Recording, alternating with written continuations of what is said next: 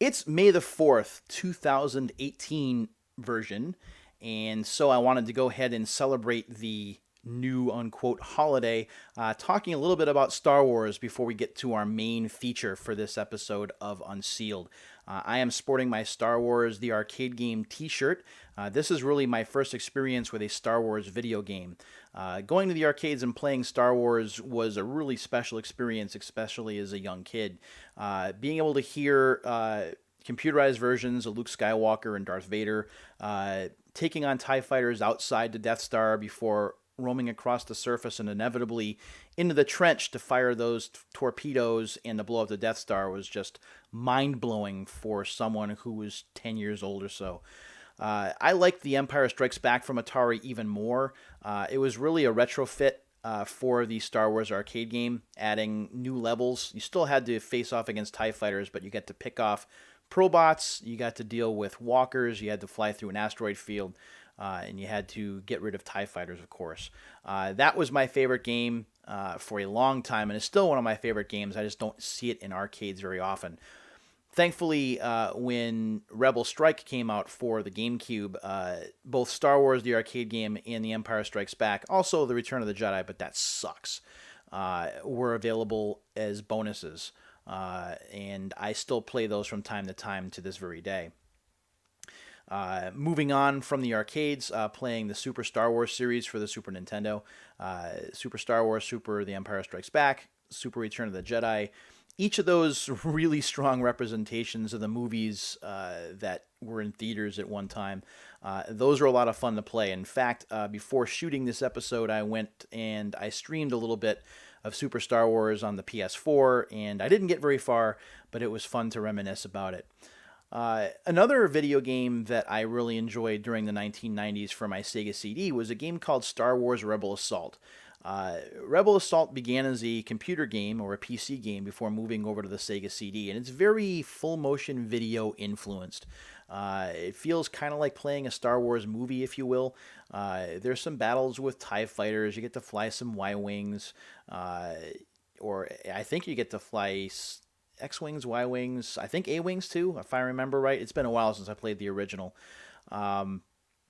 And game is fun. Now, granted, with the Sega CD, some of the picture quality was not great. It was very grainy. But the sound was okay, and I thought for the time it was really, really neat. Then, in 1997, for the PlayStation, there was a sequel that I bought pretty much right away. Unfortunately, over time, I wound up losing my copy. I got a replacement copy when I started collecting PlayStation games again a few years ago, and that copy was dinged up. So I've been looking around online, and it just so happens, although it is a greatest hits copy, I do have Star Wars Rebel Assault 2, The Hidden Empire for the PlayStation. I also want to talk a little bit about this price tag up here. Those of you, some of you may remember what store this is from. I'll give you a second to kind of think about it. If you answered Circuit City, you would be right. This was a Circuit City clearance game. And if I had seen this at Circuit City, I totally would have picked it up. And I'll talk a little bit about Circuit City in another episode. But Circuit City, Comp USA, which I talked about in my Sean Palmer's Pro Snowboarder video, those unfortunately are long since gone. Best Buy is really the closest we get to those big box electronics stores. And I used to hit those up all the time for clearance deals and for other sales, as well as going to the usual suspects, whether it was Funko Land when that was open, or whether it was GameStop or Electronics Boutique, wherever it was. I mean, I went from store to store to store to look, but Comp USA, Circuit City, those stores I certainly spent a fair amount of time in just kind of looking around for deals. And if I had seen this, I totally would have gone after it. So again, this is a greatest hits version. It's not Black Label, but that's okay because the copy that I have, the second disc, has a pretty big gouge in it, and it tends to skip. So we're going to go ahead and we're going to open this up, and one of the discs has fallen out of the spindle, so I'm going to have to replace it. But let's go ahead and open this first, and I got to remember here, because I'm taking still shots of this to post online, that I don't unwrap it with the camera being able to see. So I'm going to do that right here.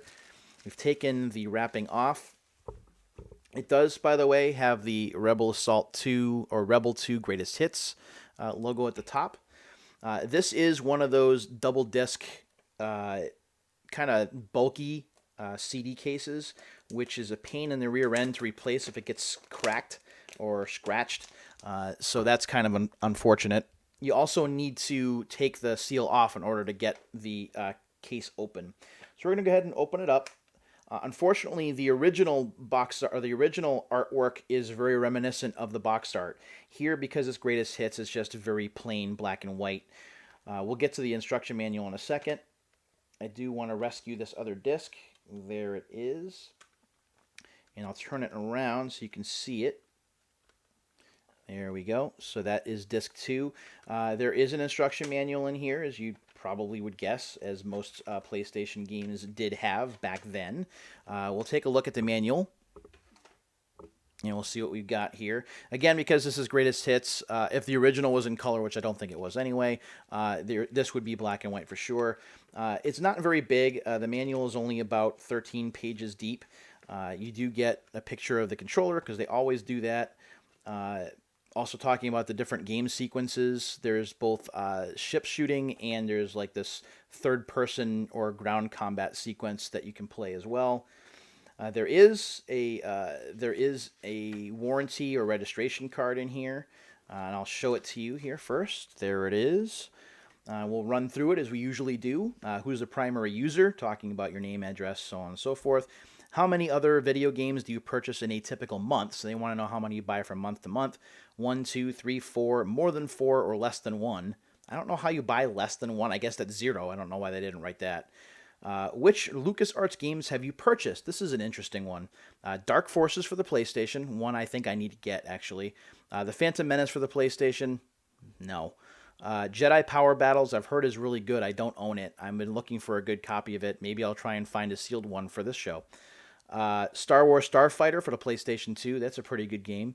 Episode 1 Racer for this Nintendo 64.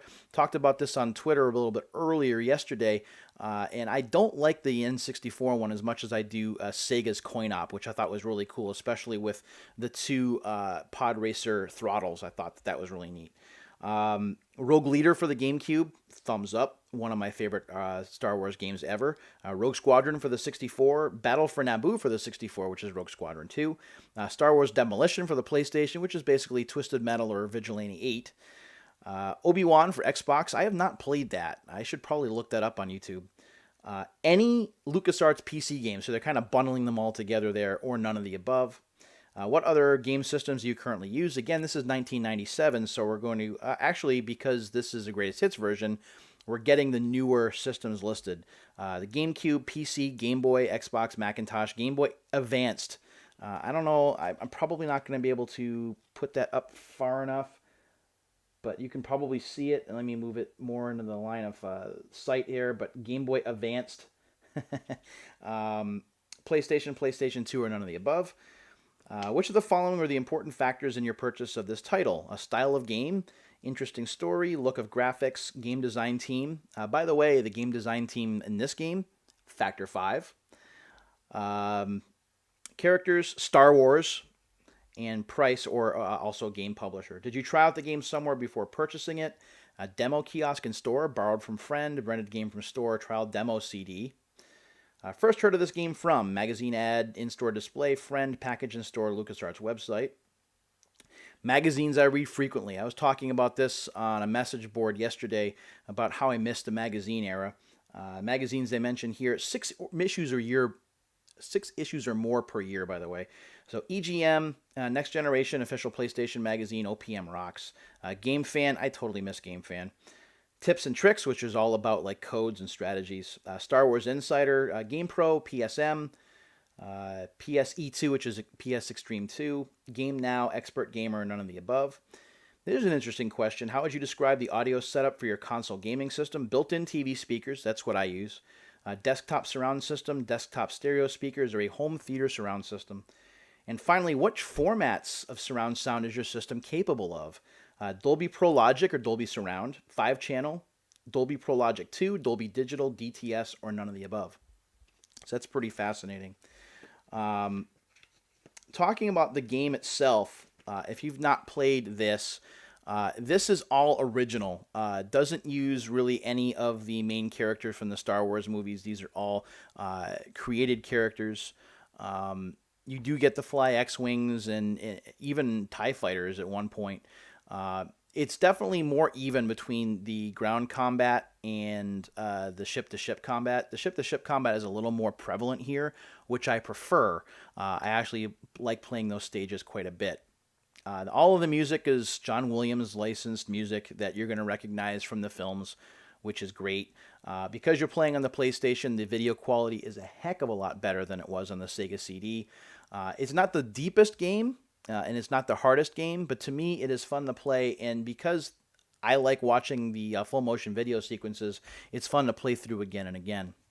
So that is Star Wars Rebel Assault 2, which you can get for your PlayStation. And the value of that has been slowly but surely inching upwards. So if you're interested in playing that for your PlayStation, or if you have a PS2 or PS3 that has that PS1 backwards compatibility, I do recommend it. It is a fun ride to take, and because you can't rent these games anymore, if you're a Star Wars fan, you should probably check it out.